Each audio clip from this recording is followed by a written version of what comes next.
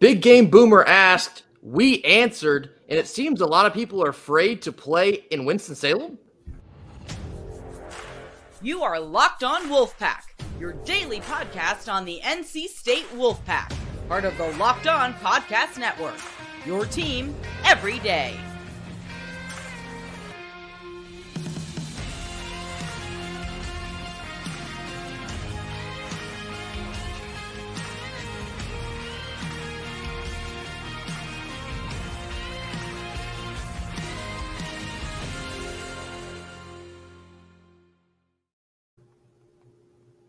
And welcome back to another episode of Locked On Wolfpack, free and available wherever you get your podcasts and on YouTube, part of the Locked On Podcast Network, your team every day. As always, I'm Grayson Boone. Joining me is Kenton Gibbs.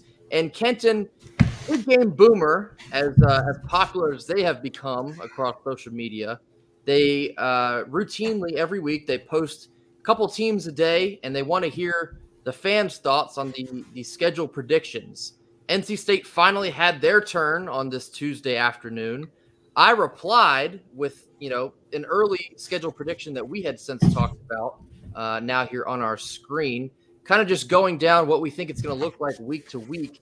And I noticed a resounding pushback involving the Wake game. It seems like a lot of NC State fans are terrified to go play in Wake Forest. I understand that we're 1-9 in our last 10 in Winston-Salem, but this has to be the time that we overcome this in 2023. Yeah, I 100% agree. And at the end of the day, we've talked about in the past, losing winnable games is what put us behind the eight ball in many situations. And that game at Wake Forest, if we continue our losing ways there, I mean, yes, those haven't been. All of the Wake Forest teams that beat us haven't been great Wake Forest teams. Yes, some of those have been losses that are head scratchers. But at the end of the day, if we're talking about raising our ceiling, raising our floor, we can't have those head scratchers. We can't have those games that leave us sitting here befuddled saying, how did we lose this? What happened? Yeah, I mean, we certainly have had some head scratchers in Winston, notably just back in 2021. I think we had them on the ropes there in Winston, just had a couple turnovers, missed field goals, couldn't get it done in the end. Of course, there's the infamous Emeka Mezi fumble across the goal line 2 years prior to that. That was extremely painful. We've seen Phillip Rivers go to Winston. We've seen Russell Wilson go to Winston and come out empty-handed. I just feel like coming into the season in 2023, Wake Forest has to replace, not just a couple pieces, but significant pieces, being that Sam Hartman is gone, their leading wide receiver and A.T. Perry is gone. I just think the production for Wake Forest is going to be so hard to overcome when NC State, while we are replacing our own significant pieces, I think the revamped offense will get us off and running. And, I talked a little bit on Twitter today with some people about our defense. I think our defense is really only taking, maybe a minimal step backwards, so they'll be up for the challenge. I think we get it done in Winston. I don't want to say handily, but I think it shouldn't be that large of a task. I think we should handle business in Winston this year. Yeah, I believe that should happen. And at the end of the day, we are talking about, people are talking about what historically has happened and all that. Here's the reality. History does not follow you on the field. Correct. History does not track. You don't have the strength of the teams from behind you. If you're a Marvel fan, this isn't, Black Panther and you're in the ancestral plane talking to everybody who's come before you. That's not how this works. This is a game that NC State needs to go into Winston-Salem and win. No ifs, ands, or buts about it. This is a game that needs to get done unless one of, if not both of these teams surprise us in terms of NC State being much worse than we thought and Wake Forest being much better than we thought. This is a game that you got to win. Yeah, and I think, I've read some articles. I think one of them was from Athlon Sports, kind of giving their take on Wake's outlook in 2023. And they talked a lot about they have some experience, but, not a whole lot of it. They have some guys that have been around the program for quite some time, but maybe just not a whole lot of repetitions there. And I think maybe the only thing that would benefit Wake against us this year is that we're seeing them later in the season. We don't see them until November. So perhaps by the time we do see them, they'll have their things up and rolling. But I think that we will go into Winston. We're going to beat off, the scaries that for whatever reason we've accumulated in the last however many years it's been. But I just think that we have so much talent on both sides of the ball. And sure, we have some puzzle pieces that we have to fit together. Mainly offensively, yes, but I have so much confidence in Robert and I, maybe even too much confidence in Robert and I and Brennan Armstrong, that we're going to be able to roll with what we have out there. They're going to get the most of the pieces we have offensively, and we're going to be able to take out Wake. By that time, we should have things figured out. We should have things clicking. Exactly. And here's the thing. Generally speaking, defenses don't get better throughout the year. Like, they just don't. Offenses get more film on you. They see what you do, all that good stuff, yada, yada, so on and so forth. Offenses, however, do. Offenses, we've seen it plenty of times. A team starts slower, sluggish offensively, and then as time goes on, as you figure out the timing of things, as a potential usurping of the starting quarterback if Brennan Armstrong ain't playing well, whatever the case may be, we could see a lot of different ways in terms of this offense gets better and gets this game, gets a win in this game. And honestly, I was surprised that more people were worried about the Wake game than potentially the game against Miami. That's one that I look at and say that is a roster that has talent all over the place, has ballers all over the place. Team cohesion isn't always there for Miami. That's always a bit of a question. But that game to me is much more of a toss-up or a worry for me than going to Wake Forest. And some people are going to look at me and say, hey, Ken, you're crazy. You're ignoring the history. But that's just how I feel about the situation.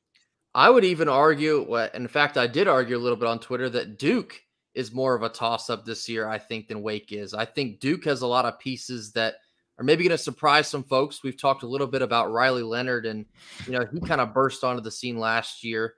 It's just an underclassman. I think traveling over to Durham, while our fans should absolutely outnumber Duke's fans, despite it being a road game, I just feel like that's an environment where NC State could very easily get lulled to sleep, if you will. So I think Duke is more of a toss-up than a Wake is. I got a couple comments about the Miami team.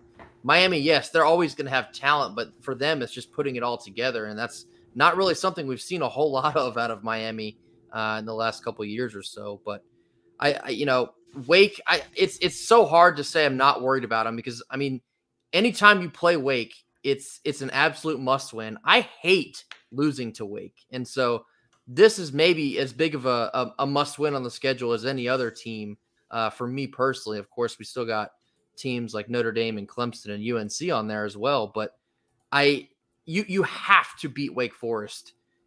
You want to beat them every year. You have to find a way to knock them off on the road in 2023 if we're trying to have the season that we are trying to have here this year. But let us know what you think in the comments. Let us know why maybe you're afraid to go out to Winston-Salem and play Wake Forest. And maybe it is because of years past, our history out there. Let us know what you think. We're dying to know why so many people are up in arms about having Winston-Salem on the schedule or traveling out to Winston-Salem on the schedule this year. So let us know what you think. Now we're going to kick it to our sponsors for today in FanDuel. Of course, baseball season is now halfway through as the MLB All-Star Game took place on Tuesday evening. You got to get over to FanDuel and take your first swing at betting the MLB and get up to 10 times your first bet amount back in bonus bets up to $200. That's right. Just bet $20 and you'll land $200 back in bonus bets, win or lose. This is all coming on an app that's safe, secure, and super easy to use. Plus, when you win, you get paid instantly. There's no better place to bet on the MLB than FanDuel, America's #1 sportsbook. So sign up today and visit FanDuel.com/lockedon. Get up to $200 back in bonus bets. That's FanDuel.com/lockedon. FanDuel, the official partner of Major League Baseball. Now, Kenton, I want to kick it over to the hard court. Just a quick second. I want to get into one thing that you said there, which I vehemently disagree with, but we had to get to the break there. In terms of being worried about Duke, I am not in any way, shape, form, or fashion. I think that team last year was a team that was greatly, and when I say greatly, I mean they were greatly inflated in terms of their win total was greatly inflated by them playing some god-awful teams last year. And I think that the difference, I've said this before and I'll say it again, but the difference between the Coastal and the Atlantic, I'm a firm believer it's going to show up this year in a major way, because there's a lot of teams that are formerly Coastal that people looked at and were like, oh yeah, this team's good. This team's fun fact about Duke. They won 9 games last year, right? Against all of the Power 5 teams that they beat last year, not a single one of them, only one of them finished with more than 5 wins, and that was Wake Forest. So of all the teams that they played last year and beat in terms of Power 5 teams, Wake Forest was the only one that finished with above 5 wins. Everybody else, actually above 4. Everybody else had 3 or less. So, that's just the reality that you're looking at there. And it's or actually above 5 because Miami, but you get the point. They didn't play anybody good. I think that they're a better team than I thought they were coming into last year, but I don't think that they're world beating team. So yeah, I mean, your point about the Coastal versus the Atlantic, I think that is a very real talking point. I think the Coastal teams have kind of coasted, pun included, coasted a bit because of the weakness of that side of the conference typically every year. But I do think that sort of reasoning is why Duke may surprise some people this year. I think they might sneak up on some people this year. So we'll see. I certainly hope not. I would love nothing more to go into Durham and beat the brakes off of them, but we certainly are capable of doing so. I think we're a better team than Duke. I just think that the chips may fall where they may, and Duke may come away with that one. Me personally. Yeah. I understand. I just wanted to offer a counterpoint there because I've been very much so on the like, hey, beating a 1-win Temple, 1-win Northwestern, like great job. I don't know what you want from us. So, we'll certainly see what they got this year in October when we see them. But now kicking over to the hard court. Absolutely. We talked a little bit a couple weeks ago about Terquavion Smith and Jarkel Joiner both getting signed into the NBA Summer League teams. Terquavion with the Philadelphia 76ers, and of course Jarkel with the Atlanta Hawks. Just wanted to provide a quick update, let everybody know how they are doing.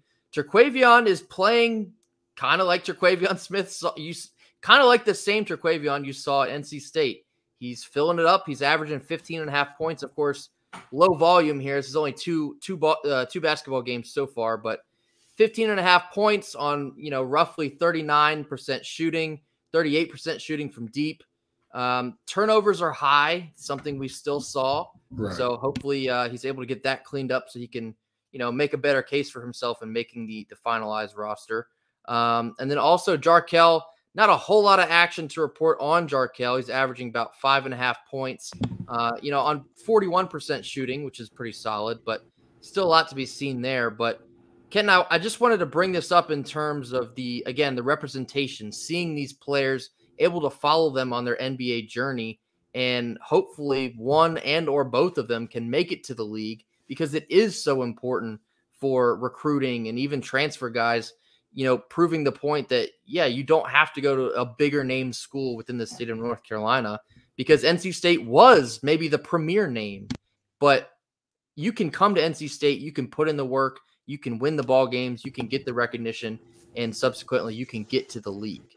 Absolutely. And even I'm going to take it a step further and say we haven't seen a ton from Jarkel Joiner, but we should absolutely be seeing more. Like if you're looking at the difference between his splits and the young man in front of him, or the young men in front of him, particularly Kobe Buffkin, out of Michigan, who was their first-round draft pick, you can tell Kobe is playing a lot because he is their first-round draft pick.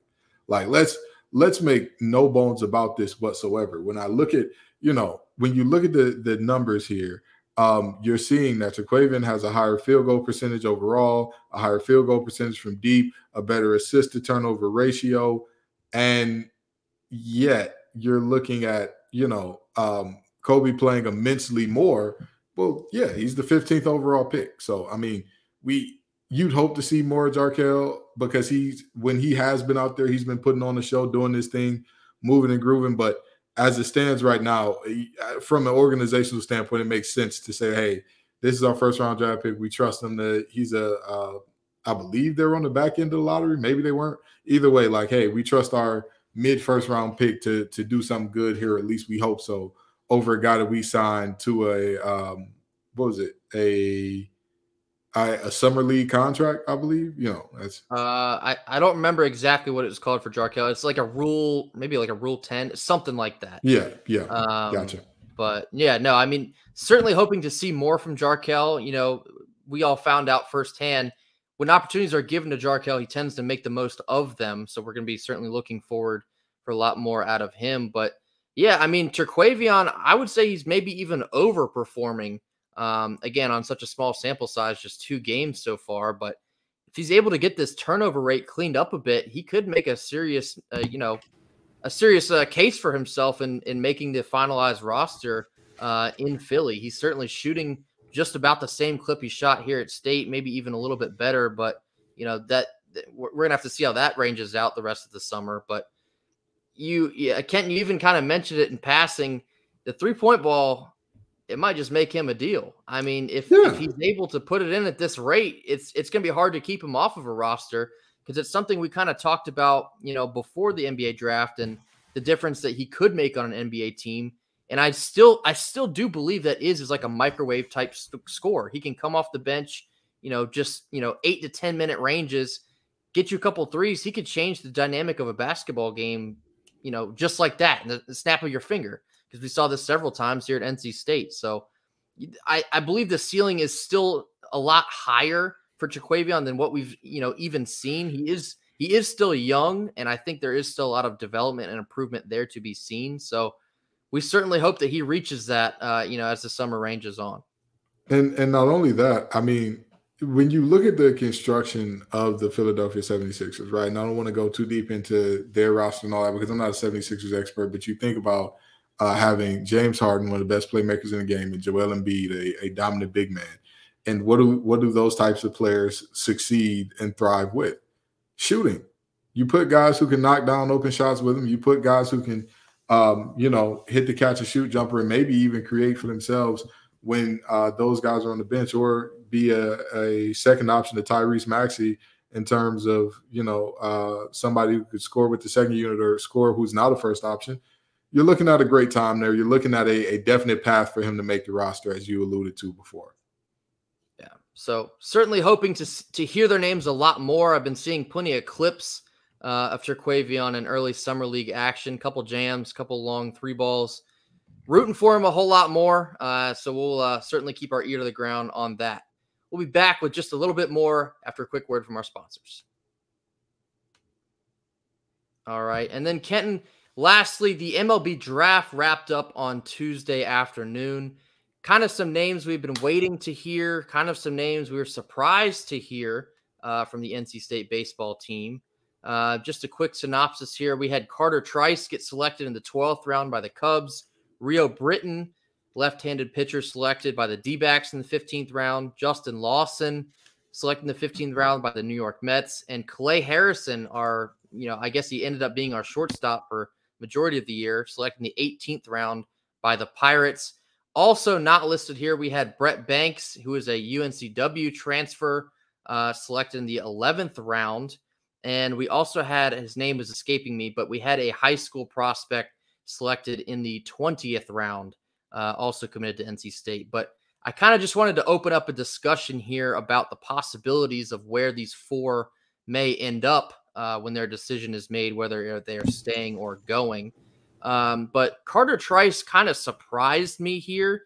I mean, respectfully, not just getting drafted, but as high as he went in the 12th round, I thought this was a bit surprising based on, I guess maybe lack of performance that we saw out of Carter, mainly in the second half of the season. But from a realistic standpoint, if I'm Carter Trice here, I think I sign and I take my talents to Chicago.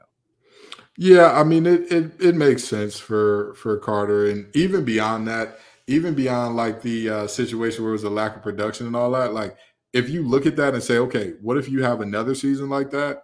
If you say I'm coming back and then I'm gonna, risk it and hope for a higher draft slot, if you repeat what happened this year, the chances of you actually making that happen are slim to none. And Slim is putting on his top hat and telling the family, my crew, let's go. So it's one of those situations where I wouldn't be too surprised to see Carter test his luck in the majors. And then I kind of want to lean on the inverse of this with Kalei Harrison going the 18th round. Kalei. He was a 2-year transfer from Texas A&M that joined NC State this past year.